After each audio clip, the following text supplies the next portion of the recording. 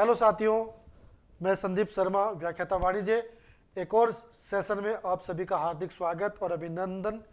साथियों, अपन चर्चा कर रहे हैं first grade commerce paper second और उसके कुछ टॉपिक अपन ने क्लियर कर लिए हैं, कुछ पे अपन चर्चा कर रहे हैं। अभी पहुंचे अपन आपके अशुद्धियों का सुधार, rectification of errors, important topic है साथियों।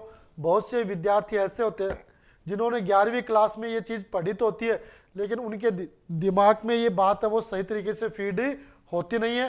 तो अपन आज के इस सेशन में रेक्टिफिकेशन ऑफ एरर से चर्चा करेंगे, क्योंकि इनमें से हर बार क्वेश्चन है वो पुटअप होता है, चाहे आपके स्कूल लेक्चरर की एग्जाम हो, चाहे आपकी जूनियर अकाउंटेंट की एग्जाम हो, चाहे आपके केवीएस की एग्जाम हो, चाहे आपकी ईएमआरएस की एग्जाम हो, चाहे आपके नवोदय विद्यालय की एग्जाम हो, चाहे आपके यूजीसी नेट के एग्जाम हो। उन तमाम एग्जाम में ये आपके कॉमर्स के जो टॉपिक है वो बहुत ही फायदेमंद होते हैं, क्योंकि आपने देखा होगा कोई भी कंपटीशन एग्जाम होता है उसको जब हमें फाइट करना होता है तो उसकी डीपली अध्ययन अपने को करना पड़ता है। अगर आप मार्केट की सिर्फ एक गाइड लाके अगर चाहते हैं कि अपन सिलेक्शन करवा लें तो ऐसा संभव नहीं है वर्तमान के समय, क्योंकि पहले तो हो सकता था क्योंकि इतना कंपटीशन नहीं था, लेकिन आजकल आप देखते हो कि एक पोस्ट पर हजारों आवेदन है वो आते हैं। अभी आपने देखा होगा आरपीएससी में 2202 फर्स्ट ग्रेड यानी 2202 पोस्टों के लिए नोटिफिकेशन आया था स्कूल लेक्चरर का, और उनके लिए 4 लाख प्लस यानी लगभग 4.5 लाख फॉर्म है वो सबमिट हुए, है ना। तो इसका मतलब आप देख सकते हो कि भाई 2200 पोस्ट, 2200 पोस्ट और 4.5 लाख आवेदन, तो इसका मतलब कंपटीशन बहुत ज़्यादा है। और कंपटीशन ज़्यादा है तो अपने को क्या करना पड़ेगा, अपने जो प्रतिस्पर्धा के जितने भी साथी हैं उनसे कुछ अलग पढ़ना पड़ेगा, है ना। और साथ में वो अभ्यास है, वो सेशन है, वो सारे के सारे पॉइंट है वो आपको क्लियर करते हुए चलने पड़ेंगे। देखो पढ़ता सब लोग हैं, सारे लोग हैं, सिलेबस कवर करते हैं, लेकिन एक ध्यानपूर्वक और डीपली जो नॉलेज होता है ना वो हर किसी के पास नहीं होता।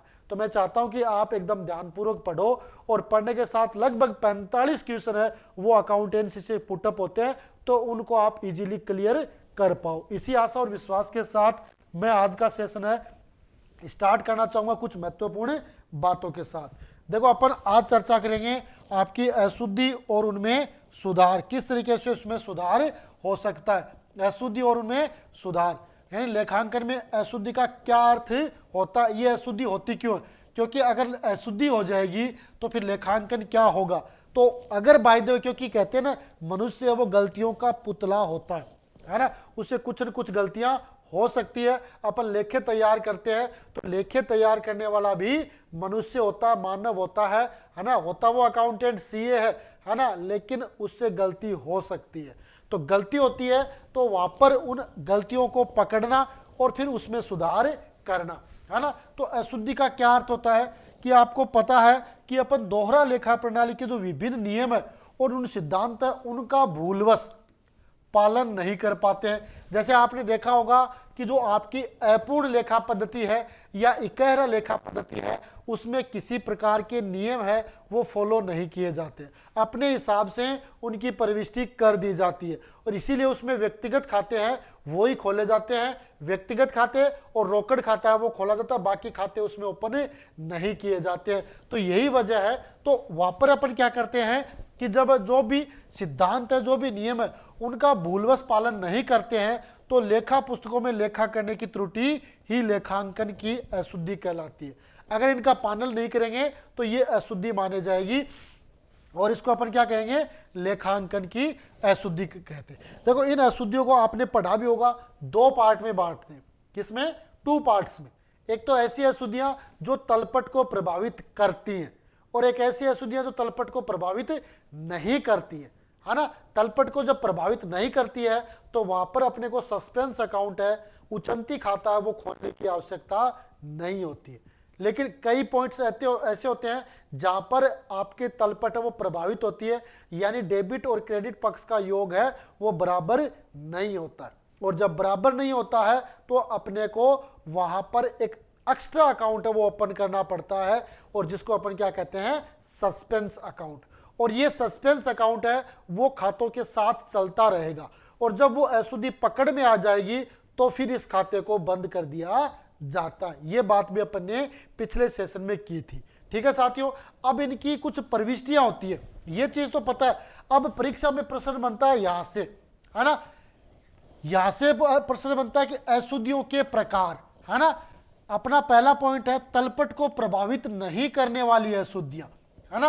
अब परीक्षा में प्रश्न आता है कि निम्न में से कौन सी अशुद्धि जो तलपट को प्रभावित करेगी, या प्रविष्टि दे दे कि इसका तलपट पे क्या प्रभाव पड़ेगा, तो ये चीज अपने को बतानी है ना। तो पहले अपन चर्चा करेंगे, आज के सेशन में चर्चा कर रहे हैं कि तलपट को प्रभावित नहीं करने वाली अशुद्धियां।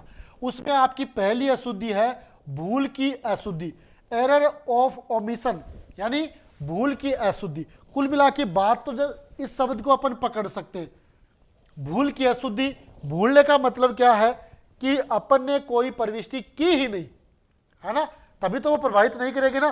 क्योंकि आपने देखा होगा दो पक्ष होते हैं, एक डेबिट और क्रेडिट। अपन ने डेबिट में भी प्रविष्टि नहीं की और क्रेडिट में भी नहीं प्रविष्टि की। इसका मतलब इस प्रविष्टि को करना अपन क्या हुआ, भूल गए, तो भूल की अशुद्धि है। ये दो प्रकार की होती है, ये ध्यान रखना।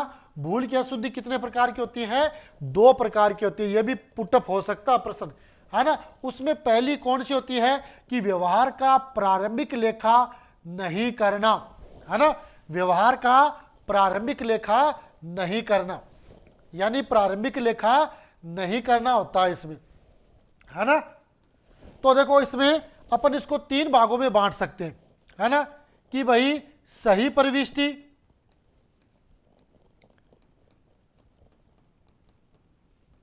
है ना, गलत प्रविष्टि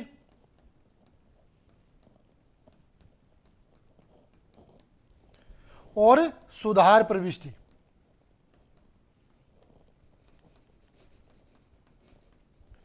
इस तरीके से अपन बांट सकते हैं। देखो मुरलीधर से माल खरीदा 4200 रुपए पर लेखा नहीं किया गया, इसकी सही प्रविष्टि क्या है, मुरलीधर से माल खरीदा, है ना। तो यहां पर एक तो मुरलीधर खाता है और एक परचेज खाता है, क्योंकि माल है हमें पता नहीं है, तो यहां पर परचेज अकाउंट होगा। माल खरीदा और मुरलीधर का नाम है, तो एंट्री क्या हो जाएगी आपकी, purchase account D R to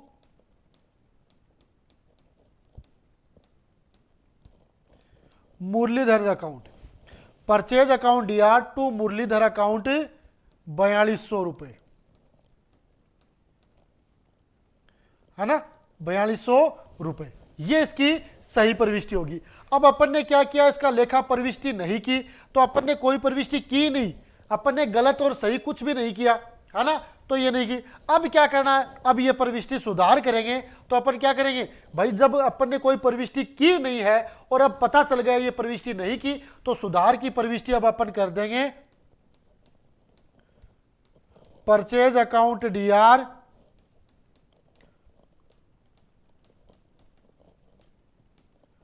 to Muralidhar account, और राशि आ जाएगी आपकी 4200, ये हो जाएगी इसमें। अब बताओ देखिए इसमें कोई एंट्री है। अब ये अशुद्धि ऐसी है क्योंकि ये व्यवहार की प्रारंभिक लेखा की है, जिसमें आपने कोई प्रविष्टि की नहीं, तो इसमें तीन कॉलम में अपन बांट सकते हैं कि भाई सही प्रविष्टि क्या है, गलत प्रविष्टि क्या है और सुधार की अब क्या होगा। तो देखो सही प्रविष्टि तो ये है, और गलत अपन ने की ही नहीं क्योंकि इसमें लिखा प्रविष्टि नहीं की, और सुधार अपन वापस एज इट इज एंट्रीज कर देंगे। तो ये हो जाएगी आपकी ऐसी अशुद्धि जो तलपट को प्रभावित नहीं करती है, उसमें आपकी है भूल की अशुद्धि। उसका पहला भाग है व्यवहार का प्रारंभिक लेखा नहीं करना। तो इस तरीके से अपने को प्रविष्टि करनी है, ठीक है, ये बात समझ गए। बड़े आगे आगे देखते हैं, जो आपकी भूल की अशुद्धि है उसका सेकंड भाग, है ना, उसका क्या कह रहा है कि व्यवहार का लेखा करना पर खाता बही में खतौनी नहीं करना। व्यवहार का लेखा तो अपने कर दिया, लेकिन खाता बही में इसकी खतौनी अपन ने नहीं की है ना। तो खाता बही में खतौनी नहीं की है तो वो तलपट को प्रभावित करेगी। इसमें क्या होता है कि किसी व्यवहार का प्रारंभिक लेखा तो सही सही कर दिया अपन ने, लेकिन उसकी खतौनी करना भूल गए, खतौनी करना भूल गए। तो अब क्या करेगी, इसकी खतौनी खाता बही में खतौनी नहीं की गई है, यानी अपन ने अलग अलग खाते हैं वो तैयार नहीं किए। तो दोनों पक्षों में प्रविष्टि तो वही हो जाएगी, क्योंकि प्रारंभिक तो अपन ने कर दी है, क्योंकि इसकी एंट्री क्या होगी, परवीन चंद को माल बेचा, है ना, प्रवीण चंद को माल बेचा, तो पाने वाला कौन है ना, पाने वाला कौन है, प्रवीण चंद, अकाउंट डीआर और टू सेल्स अकाउंट। अब ये हो जाएगा आपका 1800 और 1800। ये अपन ने प्रविष्टि होनी चाहिए थी, पर अपन ने प्रारंभिक में तो कर दी। अब खाता बही में अलग अलग नहीं की, यानी प्रवीण चंद का खाता भी नहीं बनाया और सेल्स का खाता भी अपन ने नहीं बनाया। तो ये अशुद्धि भी, क्योंकि एक तो होगा डेबिट, ये तो नाम बता रहा है और ये जमा बता रहा है, तो इसका मतलब 1800 से डेबिट और 1800 से क्रेडिट दोनों पक्ष प्रभावित हो रहे हैं। इसका यहां पर तलपट पर कोई प्रभाव नहीं पड़ेगा, क्योंकि अपन ने उसको डेबिट और क्रेडिट दोनों पक्षों में उसकी प्रविष्टि नहीं की है। ऐसी स्थिति में आपने प्रारंभिक लेखा कर दिया लेकिन खतौनी नहीं की है, तो भी तलपट है वो आपकी प्रभावित नहीं होगी, क्योंकि दोनों पक्षों का 1800 कम रहेगा और आपकी तलपट है वो मिल जाएगी। ठीक है, तो ये होती है आपकी भूल की अशुद्धि। पहली अशुद्धि पर बात हो गई। दूसरी अशुद्धि, दूसरी क्या कहती है आपकी, हिसाब की अशुद्धि। हिसाब की अशुद्धि, हिसाब की अशुद्धि, एरर ऑफ कमीशन। ये भी क्या होती है, ये भी दो प्रकार की होती है। पहली क्या है कि व्यवहार की खतौनी गलत पर समान राशि से करना, गलत पर समान राशि से करना। क्या कह रहा है कि मंजुलता को 1500 रुपए का माल लौटाया, है ना। तो देखो इसमें अपन देख लेते हैं, सही को मैं शॉर्ट में लिख देता हूं, राइट, है ना। मंजुलता को 1500 का माल लौटाया, को मंजुलता को लौटाया, इसका मतलब मंजुलता से अपन ने माल खरीदा था, तो मंजुलता पाने वाली हो जाएगी यहां पे। Manjulata account D R to purchase return, है ना, परचेज रिटर्न। ये कितने से होगा, 1500। ये तो क्या है, सही प्रविष्टि तो ये होनी चाहिए थी, क्या होनी चाहिए थी, Manjulata account D R to purchase return 1500 से।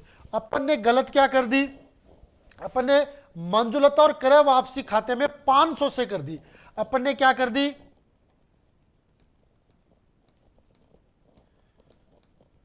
मंजुलता अकाउंट डीआर टू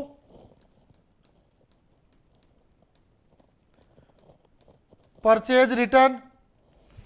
अब ये परचेज रिटर्न कितने से कर दिया, 500 से खतौनी, 500 से खतौनी हो गई।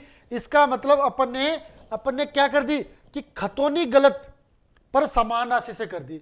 खतौनी अपन ने क्या की, गलत और समान राशि से कर दी।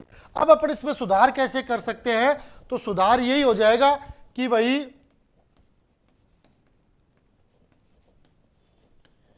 मंजुलता अकाउंट डीआर और टू परचेज रिटर्न 1500 से होनी, 500 से कर दी तो 1000 से और कर देंगे।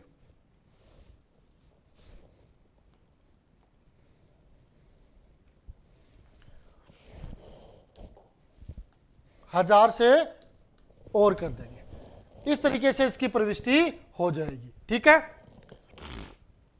1000 से और कर देंगे खतौनी, और खतौनी में अपने मिस्टेक की है तो खतौनी भी क्या करनी पड़ेगी, क्योंकि पहले एंट्री होगी और फिर 1000 से खतौनी होगी। ठीक है, खतौनी 1000 से होगी, तो ये एंट्री भी आपकी तलपट को प्रभावित नहीं करती है। ठीक है, आगे देखते हैं। इसका दूसरा प्रकार है, क्या है कि अन्य व्यक्ति के सही पक्ष में सही राशि से खतौनी। अन्य व्यक्ति, किसी दूसरे व्यक्ति के सही पक्ष में और सही राशि से खतौनी। जैसे अपन बात करें तो ये राइट है कि विमल को 1300 चुकाए, तो विमल को चुकाए तो विमल पाने वाला है, तो एंट्री क्या होगी, Vimal account D R to cash account, कितने, 1300। ये तो अपनी राइट एंट्री है। और रॉन्ग क्या कर दी, कमल के खाते में नाम कर दिया, तो आपने क्या कर दी, Kamal account D R to cash account, कितने से, 1300 से, है ना। अपन ने क्या कर दिया कि अन्य व्यक्ति के सही पक्ष में राशि से खतौनी करनी थी। विमल अकाउंट या टू कैश, कर दी कमल अकाउंट या टू कैश, है ना। तो इसको सुधार का क्या होगा कि अपने को विमल तो अब करना है,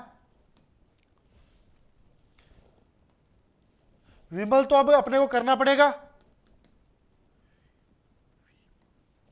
विमल अकाउंट डीआर और टू कमल अकाउंट कितने से 1300 रुपए से। ये हो जाएगी आपकी राइट, है ना, या सुधार रेक्टिफिकेशन हो जाएगा,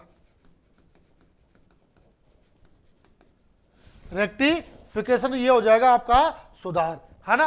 अब इसमें क्या अन्य व्यक्ति के, तो ये बात समझ गए होगे कि भाई विमल के करनी थी, अपने को एंट्री करनी थी विमल अकाउंट या टू कैश, अपन ने कर दी कमल अकाउंट या टू कैश, तो इसका सुधार हो गया अकाउंट या टू कमल अकाउंट 1300 रुपए। ठीक है, यहां तक क्लियर है। दो अशुद्धियां हो गई आपकी, एक तो भूल की और दूसरी हो गई आपकी हिसाब की अशुद्धि, है ना। उसमें क्या, हिसाब का मतलब क्या होता है, संख्याओं में अपने मिस्टेक कर दिए, गलती से अपन ने जो संख्या लिखनी थी वो न लिख के दूसरी संख्या लिख देते हैं और दूसरे पक्ष में लिख देते हैं, तो वो आपकी हिसाब की अशुद्धि हो जाती है। ठीक है, आगे आती है 3 नंबर आपकी सैद्धांतिक अशुद्धि। सैद्धांतिक अशुद्धियां कौन सी होती हैं कि ऐसी अशुद्धियां जिसमें निश्चित सिद्धांतों और नियमों का पालन नहीं किया जाता, यानी आयगत को पूंजीगत मानना और पूंजीगत को आयगत मानना, ऐसी गलती है उसमें सैद्धांतिक अशुद्धि आती है और ये सैद्धांतिक अशुद्धियां भी तलपट को प्रभावित नहीं करती है। ठीक है, तो सैद्धांतिक अशुद्धियां एरर ऑफ प्रिंसिपल, इसमें क्या है कि लेखांकन सिद्धांतों की अवहेलना करते हुए किसी व्यवहार का लेखा करना है, वो आपकी सैद्धांतिक अशुद्धि माना जाता है। ठीक है, इसमें क्या आयगत को पूंजीगत मानना या पूंजीगत को आयगत मानना। ठीक है, अब इसमें क्या मशीन पर मरम्मत व्यय 1100 मशीन खाते में नाम कर दिए, तो इसकी राइट एंट्री क्या होगी, मशीन की मरम्मत है तो एंट्री क्या होगी, रिपेयर्स अकाउंट डीआर और टू कैश अकाउंट, कितने से 1100 रुपए से। अब आपको पता है जब मशीन की मरम्मत होती है तो वो उसका आयगत खर्चा होता है ना, तो ये एंट्री होनी चाहिए। अपन ने क्या कर दी, गलत क्या कर दी, रॉन्ग क्या कर दी,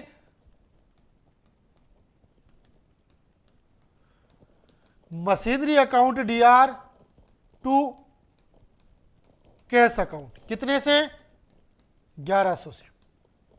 आपको पता है कि मशीन है उस पे होने वाला खर्चा है वो पूंजीगत माना जाता है। कब, जब आपने मशीन खरीदने से लेकर उसको प्रतिस्थापित करते हो वहां तक जितना भी खर्चा होता है वो पूंजीगत माना जाता है। लेकिन मशीन आपने 1 साल 2 साल काम में ले ली और अब उसको आप रिपेयर करवा रहे हो तो वो आपका आयगत की श्रेणी में आएगा। तो अपन देखो कैश और कैश ये दोनों तो सही कर रखे हैं, है ना, कैश और कैश तो सही कर रहे हैं, रिपेयर और मशीन में गलत है, तो ये आपका रेक्टिफिकेशन हो जाएगा। क्या होगा, रिपेयर अब कर देंगे तो repairs account D R to machine आपने डेबिट कर दी तो आप क्रेडिट कर देंगे मशीनरी अकाउंट कितने से 1100 से। ठीक है, ये इसकी एंट्री सुधार की हो जाएगी। अब बताओ, देखिए इसमें कोई डाउट कि भाई ये प्रविष्टि इस तरीके से करनी है आपको, सही हो जाएगी। रिपेयर अकाउंट या टू कैश, गलत आपने यह कर दी मशीनरी अकाउंट या टू कैश, अब ये सुधार हो जाएगा रिपेयर अकाउंट या टू मशीनरी। तो इस तरीके से इसमें अपन सुधार कर सकते हैं। ये होती है आपकी सैद्धांतिक अशुद्धि जो तलपट को प्रभावित नहीं करती है, यानी उसमें आयगत को पूंजीगत मान लिया जाता है और पूंजीगत को आयगत मान लिया जाता है, ऐसी उसमें गलती की जाती है। लेखांकन बहुत बार परीक्षा में प्रश्न भी आता है कि ऐसी कौन सी अशुद्धि है जो लेखांकन सिद्धांतों की अवहेलना करती है, वो आपकी सैद्धांतिक अशुद्धि मानी जाती है। ठीक है, आगे देखते हैं। आगे आता है क्षतिपूरक अशुद्धि, है ना, ऐसी अशुद्धि जो एक की क्षति को दूसरे की क्षति द्वारा पूर्ति कर लेती है ना। इसमें देखो जब 2 या 2 से अधिक अशुद्धियां मिलकर एक दूसरे की क्षति को पूरा कर देती है उसे क्षतिपूरक अशुद्धि कहते हैं। यानी 2 या 2 से अधिक जो अशुद्धि होती है वो एक दूसरे की क्षति को पूरी कर देती है, वहां पर वो क्षतिपूर्ति या क्षतिपूरक अशुद्धि है वो कहलाती है ना। इसमें क्या है कि मीना को 3000 चुकाए, पर मीना के खाते में 300 से खतौनी हो गई, है ना। मीना के आपने क्या, मीना को कितने चुकाए, आपकी सही क्या होनी चाहिए थी, सही क्या होनी चाहिए थी, है ना, राइट। मीना को 3000 चुकाए, मीना को 3000 चुकाए, तो पाने वाली कौन है, मीना। तो मीनाज अकाउंट डीआर और टू कैश अकाउंट, है ना। मीना को 3000 चुकाए, पर मीना के खाते में 300, करने कितने थे, 3000। आपने गलत क्या कर दी, एंट्री आपने सही की है, मीनाज अकाउंट डीआर और टू कैश, है ना, कैश अकाउंट कितने से कर दिया आपने, 300 से कर दी। ठीक है, अब रेक्टिफिकेशन क्या होगा, सुधार क्या करेंगे कि भाई 300 से होगी। दूसरी प्रविष्टि,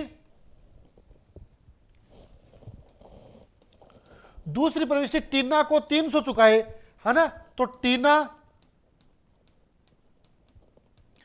account DR to cash account 300 चुकाए, है ना, तो 300 की एंट्री करनी थी, और अपन ने क्या कर दिया,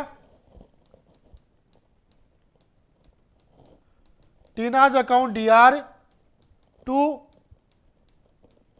कैश अकाउंट, है ना, 300 चुकाए और 3000 कर दिए, तो अपन ने गलती क्या कर दी, 3000 कर दी। अब यहां पर 3000 थे, 300 कर दिए, और यहां पर 3000 थे, उसको 300 कर दिए, यानी 2700 का डिफरेंट हो गया। जहां पर आपको 300 करने थे वहां पर 3000 कर दिए, तो 2700 डिफरेंट आ गया, और जहां पर आपको 3000 करने थे वहां पर 300 कर दिए, तो वो भी 2700 का डिफरेंट आ गया। तो इस वजह से नाम में आपका सही है, एंट्री आपकी सही हो जाएगी, लेकिन गलत चढ़ गई, क्योंकि मीना के 3000 डेबिट थे, करने थे, आपने 300 कर दिए, और टीना के 300 करने थे, आपने 3000 कर दिए। तो गलती तो वो शो नहीं होगी, लेकिन तलपट है वो आपको किसी प्रकार से कोई प्रभाव नहीं डालेगी, तलपट पे किसी प्रकार का कोई प्रभाव नहीं पड़ेगा, लेकिन गलती है, इसको सुधार करना पड़ेगा। तो अपन ने क्या कर दिया, और एंट्री करेंगे, तो इसमें तो हो जाएगी आपकी Meena's account D R to cash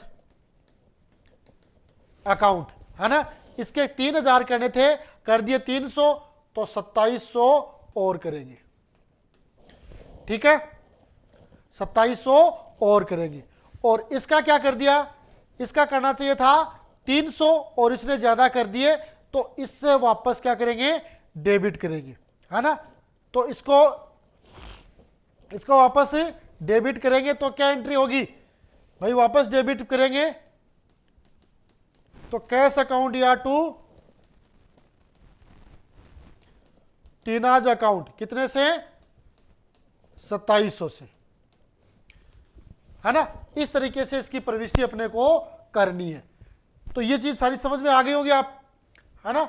ये सारी अशुद्धियां जो आपके एग्जाम की दृष्टि से खास है ना, बड़े ही ध्यानपूर्वक आपको इनको पढ़ना है।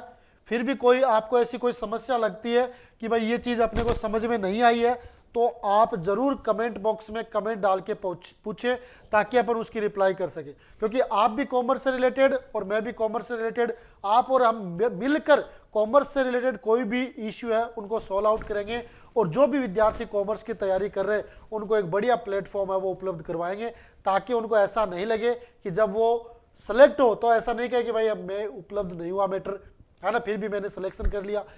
अगर पर्याप्त मैटर आपको उपलब्ध हो जाता है तो निश्चित रूप से आपका सिलेक्शन भी हो जाता है। ठीक है साथियों, तो एक छोटा सा सेशन जो मैंने आपके साथ शेयर किया है, निश्चित रूप से ये सेशन है वो आपके एग्जाम के लिए बहुत ही फायदेमंद होने वाला है। और अगर आपको भी ऐसा लगता है तो साथियों लेके रहेंगे मोहर, टारगेट RES होना चाहिए आपका, इसलिए अपने इस वीडियो को शेयर कर देना है, चैनल को सब्सक्राइब कर देना है, और साथ में बेल आइकन भी दबा देना है, ताकि जब भी अपन कोई वीडियो अपलोड करें तो आप तक वो नोटिफिकेशन पहुंचे और आप उसका फायदा उठा सके। इसी आशा और विश्वास के साथ आज के सेशन में इतना ही, मिलेंगे अगले सेशन में, तब तक के लिए जय हिंद, जय भारत।